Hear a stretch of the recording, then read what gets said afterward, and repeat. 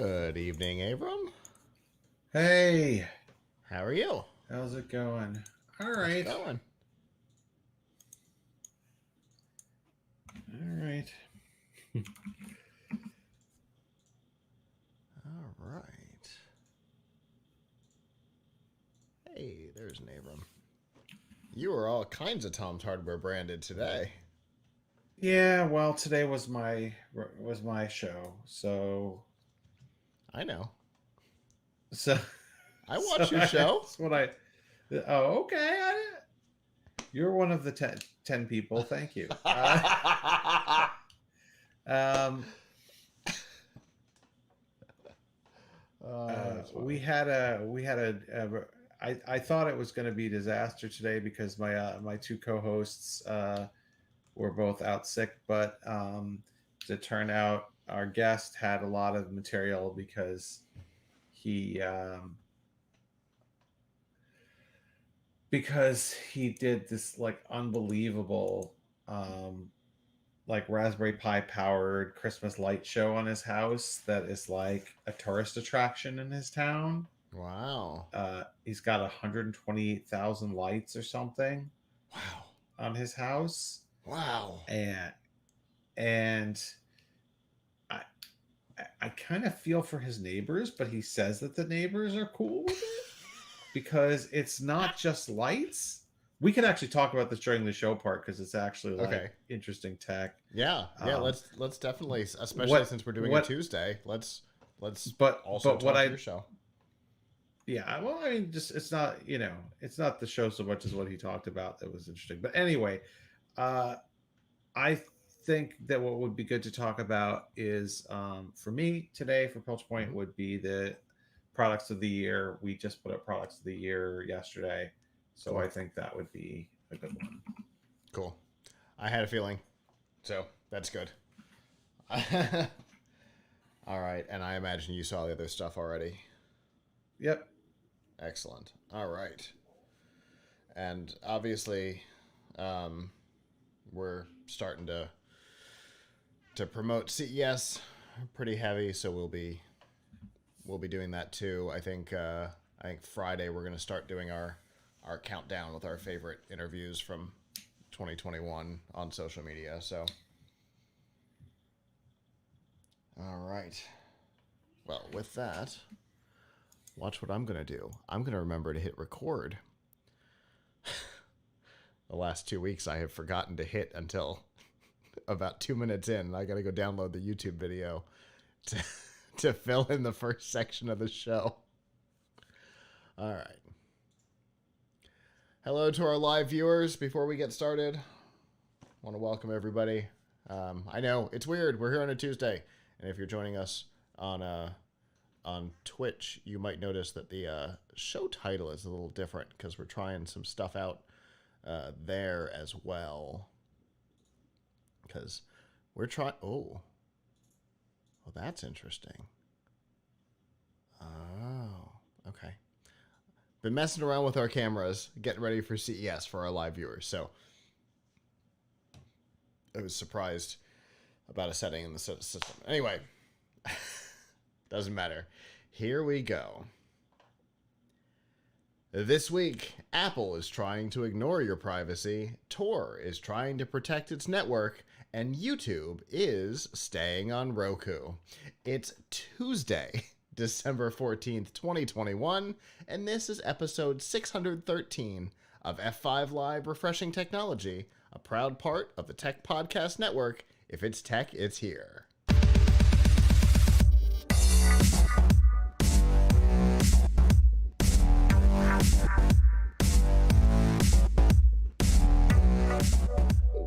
Wherever you are and however you're accessing our show, whether it be on social media, Facebook, Twitter, Instagram, or Snapchat, through a podcatcher like Apple Podcasts, Google Podcasts, Amazon Music, Spotify, TuneIn, or a myriad of other options, through our live stream platforms, livestream.com, Twitch, and YouTube, or on our website, plughitslive.com. Thank you for making us a part of your day. There are two ways that you can do that. The first is normally on Sunday nights at 9 p.m. Eastern, but if you follow us on social media, you'll know when we go live. You can go to f5live.tv/join us. There you can chat with us in the studio, give us your feedback on the topics as we talk about them. I see we've already got comments tonight. Hello to our live viewers. If you're not able to join us live, that is okay. You can also go to plughitslive.com/subscribe. There you'll see all of our shows, including F5 Live, The Pilch Point, Plug Hits Live Presents, First Looks, and a whole lot more. And of course, you can find all the ways to watch, listen, and follow along. We want to apologize to our live viewers. We had some technical issues last night that prevented us from doing a show, but it's okay because we're here tonight. Hooray! With our first Tuesday show in almost a year. We did one at the very beginning of the year. But normally when we get backed up, we back up to a Monday or we cancel the show altogether. But there's some interesting stuff this week that we really felt we wanted to talk about. So yeah, here we are on a Tuesday. Absolutely. This is there's a lot of interesting stuff going on in tech, and it is of course the midst of the holiday season, but that doesn't mean that there's not interesting things going on. In fact, in addition to all of the news going on, you see people doing holiday tech related things. So today I had my show that I host, the Tom's Hardware Podcast, which I do at Tuesdays at 2:30 p.m. And we had, and I always dress up for it.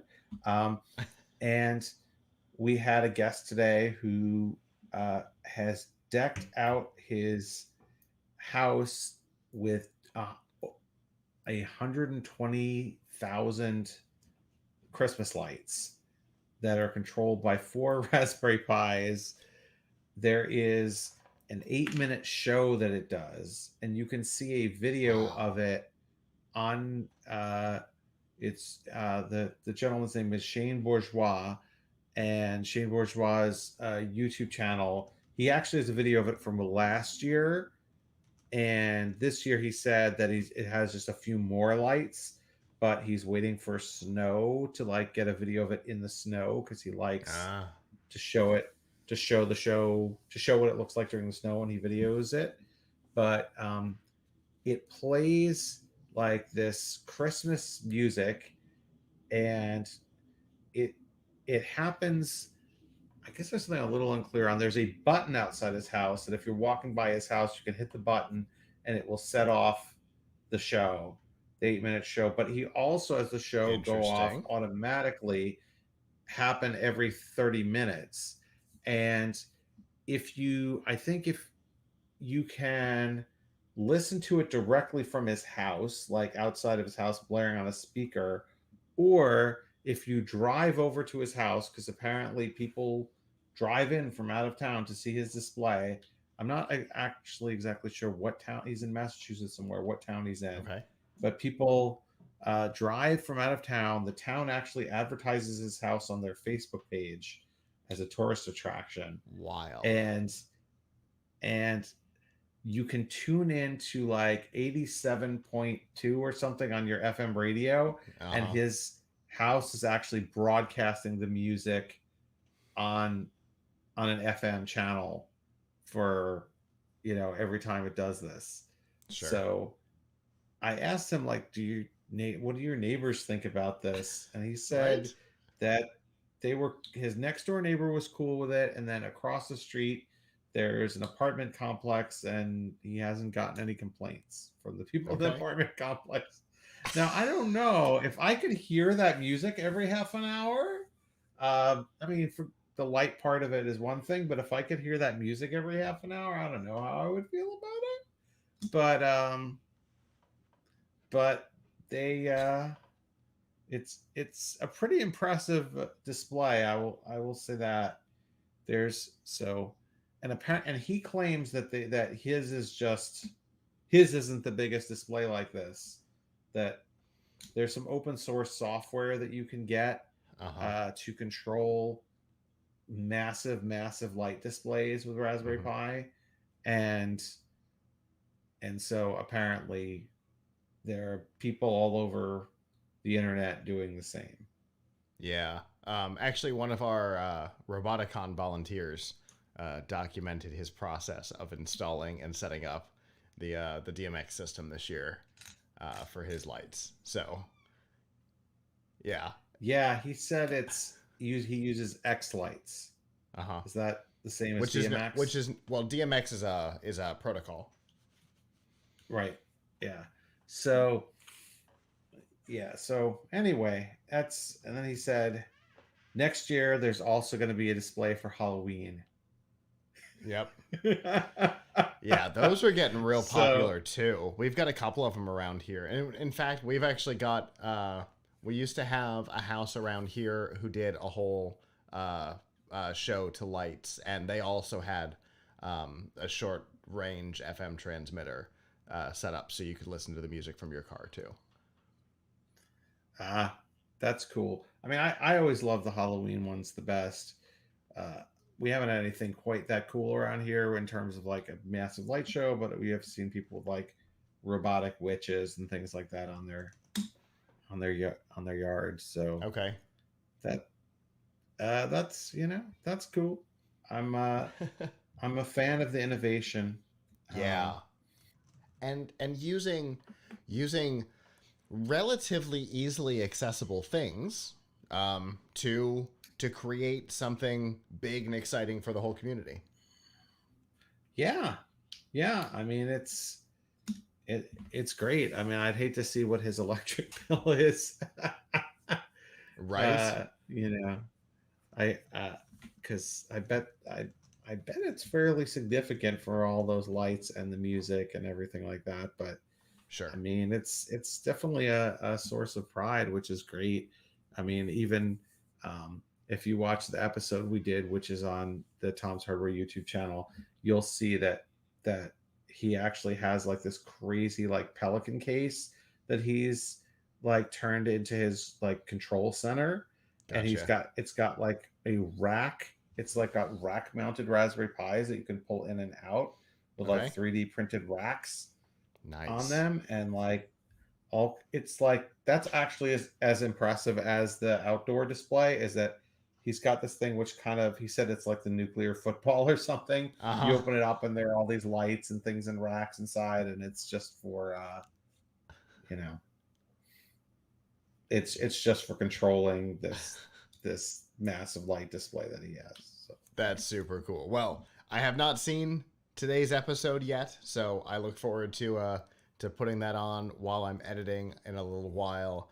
For those of you, well, whether you're watching live or not, just a reminder that right after the holidays, we have CES coming up. That is our next big thing, both for Tom's Hardware and for Plug Hits Live and the Tech Podcast Network. Um, it's going to be a big deal for us this year. We're trying to bring the show up a little higher, which we're pretty excited about. In 2020, we literally brought it up higher when we put it up on the tower. But this year, we're adding a lot of stuff that we haven't had in the past, including early publishing, which we've talked about in the past. Definitely, you're going to want to check it out over on YouTube. If you go to our YouTube channel, youtube.com/PlugHitsLive, there's a join button. And the second tier, the yellow shirt tier, we will be putting videos in there from the floor and from the live production all during the show, which we're pretty excited about. We've never gotten to do this before. We're real excited about it. So if you're one of our members, you'll get early access to all the interviews. Definitely go check that out. It's going to be cool. We're trying to get a new set this year, Abram. We're doing something different. We haven't announced what it is we're doing yet, but the whole show, if we do it right, is going to look different. We're real excited about it.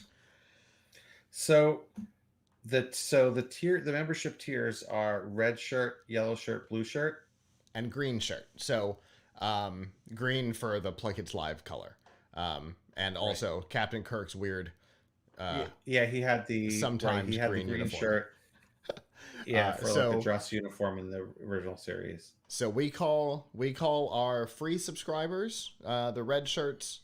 Um, the uh, the first tier are the blue shirts. The second tier are the yellow shirts, and then our big subscribers, where you get your name in the credits of CES and all kinds of stuff.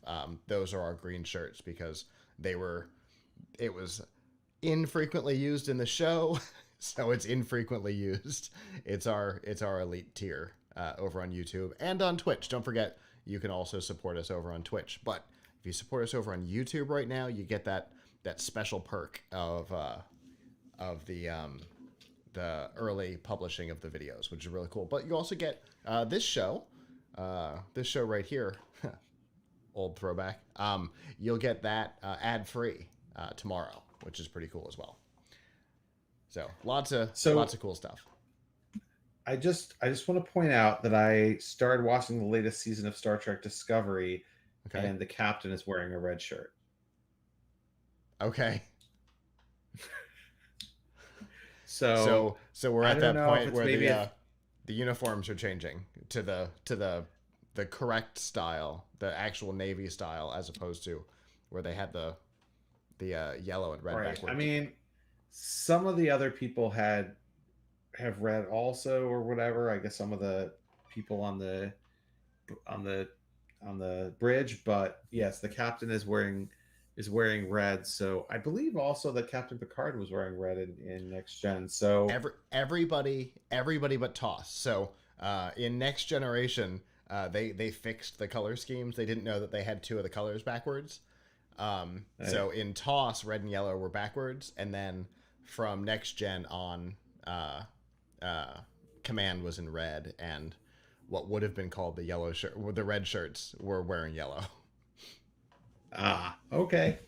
Well, anyway, the original is still the best. So original is what we based our tiers on. So the colors are correct. Oh my goodness. Anyway, so we've got a lot of stuff coming up. We're very excited about it. And obviously our subscribers, both free and paid tiers, will get to check that out soon because CES is way too close for comfort. So, and we'll be making some announcements. I think starting this Friday, we're going to start posting some of our favorite interviews from last year as a lead up to CES 2022, which we're pretty excited about. So stay tuned for that. But for now, like we said, we've got a lot of news to get down to. So let's do that now.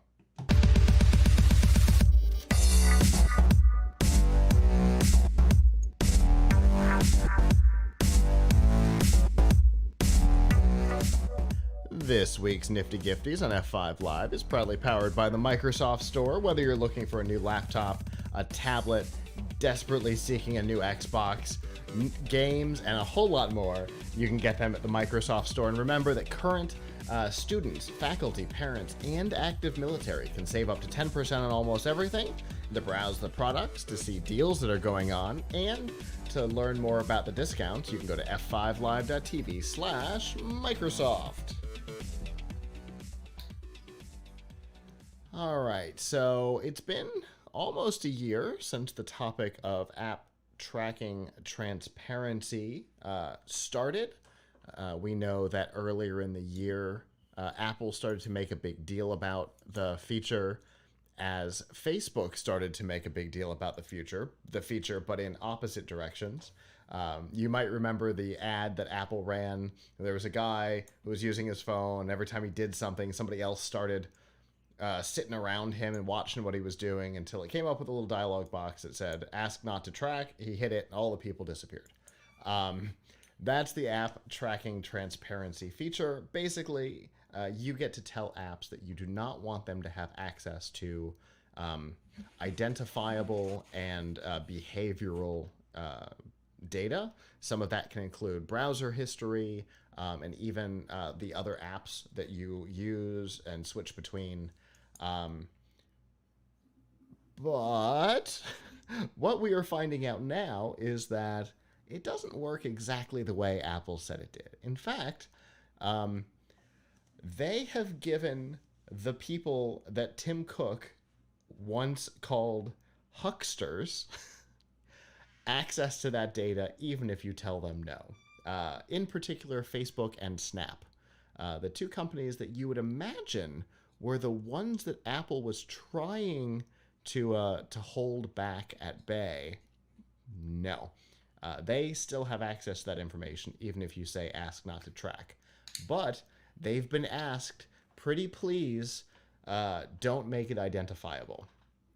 Now, Facebook is not Meta, I guess, is not a company that is known for keeping their promises on privacy. I think we all remember the leak of the phone number database from them not too long ago.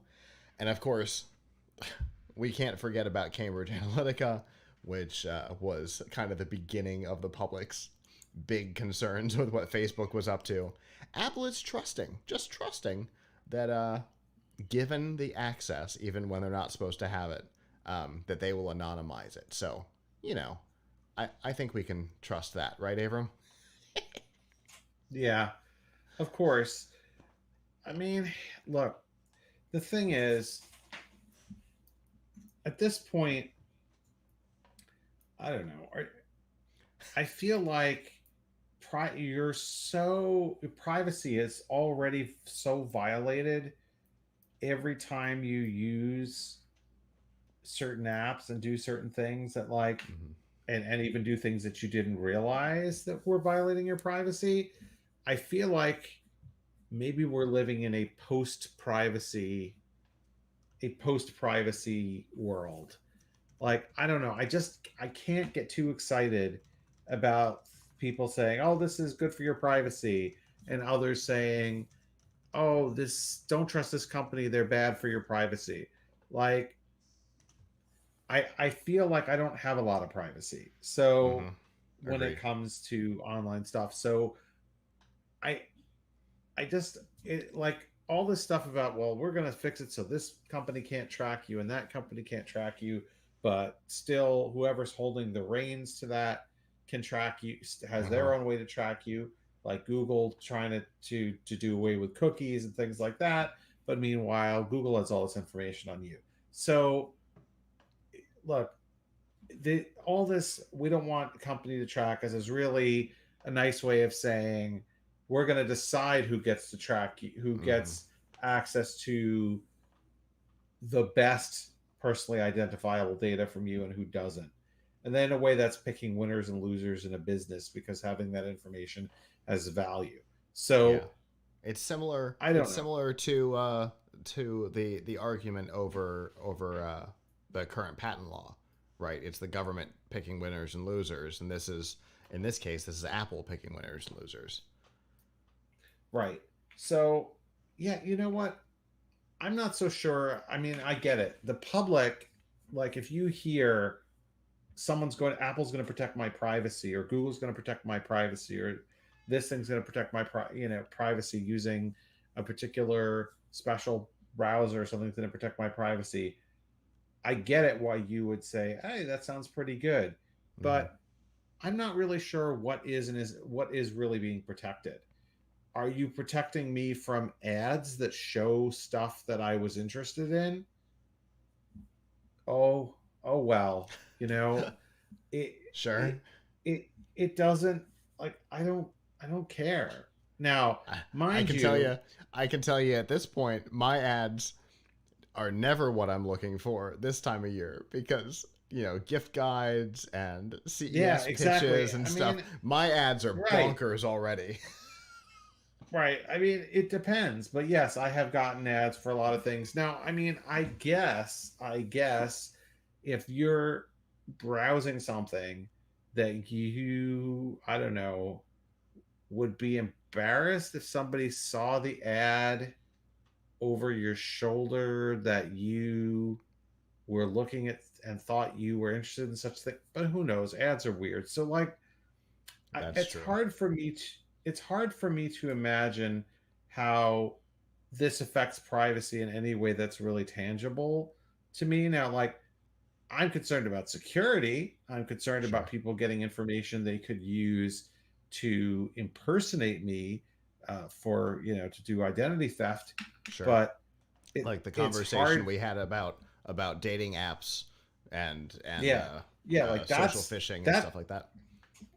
that should be a concern. But whether a company can send me, like, I don't know. I'm staring right now at the upstream page, and there's an ad for Walmart that has a whole bunch of stuff that I was looking at for shopping over the last few weeks, and most of it not at Walmart either. Um, or maybe I was at Interesting. Walmart at one point. Anyway, eh, Hopefully at it doesn't. Walmart's Okay, website and not that you're getting ads yes. based on where you physically were in a Walmart store.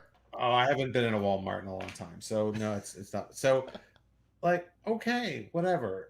It's not bad. I mean, it kind of reminds me that I have to get that at some point I have to buy this board game. Um, so, like, you know what? It doesn't. I don't know. I'm not too concerned about my privacy from things like targeted ads, which is what most of this has to do with. True. I'm concerned about information that has can be financially damaging to me. Yeah. I'm concerned, but all of these things that these apps are tracking you with are not financially damaging to you. So, really, what they are is possibly financially beneficial to an advertiser. Right. And that's commerce. Let them advertise to me. If they advertise to me something I'm not interested in, that's their problem. If they advertise to me True. something I am interested in, uh, Great. that's okay. I mean, maybe I won't click it, but I guess I'd rather see pictures of stuff I was interested in the ads on a page than stuff that I'm not. So, Fair enough. for a while, I don't think I'm not getting any more, but for a while I used to get all these ads. Like, I'm a big fan of Adafruit, which is a site that sells a lot of electronics or whatever. And I remember for a while there was like a phone game. I was a bubble popping game. I was playing on my phone a lot, and I would get all these ads on it for, like, buying a Raspberry Pi at Adafruit, and I'd be like, well, I've already done that, but, like, I'd rather see them than see some of the other junk that this could pop up. True. So Yeah. if you got to show me an ad, Especially show on me a mobile. pleasant one, Especially on right? mobile, because a lot of the mobile like ad platforms, they show some weird stuff. I get strange ads on mobile Right. for stuff that's like, how did we get here? Right, exactly. So, I don't know. I guess my overall point is, I think people are too worried about privacy, don't are worried about privacy, but they don't really know what it is. Yeah, They don't know what I it can see that. means when companies like Apple say we're going to protect your privacy. Sure. You know, you know what folks should do? They should start by protecting their own privacy by not posting stuff, by not oversharing online. True. I mean, I will not get into this or name names, but I had a acquaintance, not someone who's like a good friend or anything, acquaintance, someone who I knew professionally, this week on social media, share some really, really, really private, juicy details about their personal life, their marriage, other kind of stuff, their run-ins with the law and stuff like that on. And it's Huh. not the first time I've seen somebody do that. And I wanted to say to the person, like, but we're not really good friends, so I'm not going to comment for them. Right. Right. Like, if I were you, I really wouldn't share this to like this. So, Right. and anyway, point point being, I think people are their own worst enemies when it comes to privacy, because True of the things that story. they publish to either publicly or to a wider group of friends than they should, or to anybody online. So, True I story. think people should worry more about what they're putting out there than what advertisements they're getting. Yeah, I agree with that. there's a lot to that. Now I'm gonna have to poke a little bit. What board game? I know it's what everybody Oh, wants to know. okay. So actually, this would be more of a card game than a board game if you really want to Okay. be technical. But I was visiting a good friend of mine this weekend, and we were playing this game called Throw Burrito, uh, which is which is a really fun game. I learned. Uh, so it is a game where it's like a dodgeball style card game. What you do is you have the object of the game is to collect um, is to score the most points by having the most like sets of three cards.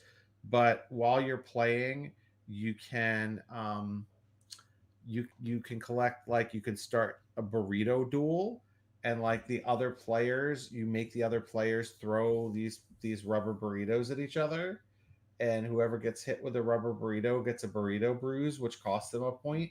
So you play until all six burrito bruises have been given out, and then see who has the most points. Um, the game is actually pretty hilarious, and it's the only card game I have ever played where there are no turns. It's just continuous. People are just like dealing cards and going around simultaneously. Okay. Play only stops when there's a burrito duel. So Oh, uh, if you're watching live, I've put the link in the chat to Amazon. Amazon's got it on sale right now. Uh, yes, so we have lately discovered some fun like card games. So through a good friend of mine introduced my wife and I to some really and my family and I to some really fun card games. There's that. We got one called Exploding Kittens, which is like more like a game we have to make sure that you don't get the kitten bomb card, and then yeah, it's made by the Unstable same people. Unicorns. Yes. And then there's another one that's made by a different company that we've gotten called Unstable Unicorns, where Uh huh. kind of a similar ilk. So anyway, um, cute, fun, no computers involved, Sure. an Sure. actual offline game that you can play with other human beings. Amazing. Alante said in the chat, very familiar with exploding kittens and unstable unicorns, which definitely suggests that Throw Burrito is a new one to him. We might have to put our hands on this one too, especially with it being on sale. I am curious what the difference is between the original and the outdoor edition. I'm going to Oh, research that. the outdoor one, Oh, they're this big. oh my God. Okay. They're like they're no bigger than life size. They're human size. Uh, and the cards so are it's bigger too. it's like throwing a dog. Got it. It's like throwing a giant beach ball at someone, basically. And if you catch the Wonderful. burrito, the other person gets the bruise. Okay. I can't wait to investigate this more because this is ridiculous. I absolutely love it. But anyway, I guess the takeaway is that uh, it kind of is what it is. We know what the internet is these days, and right now it doesn't seem to be harming anybody what advertisers are looking at. So maybe we don't need to be too worried about this right now.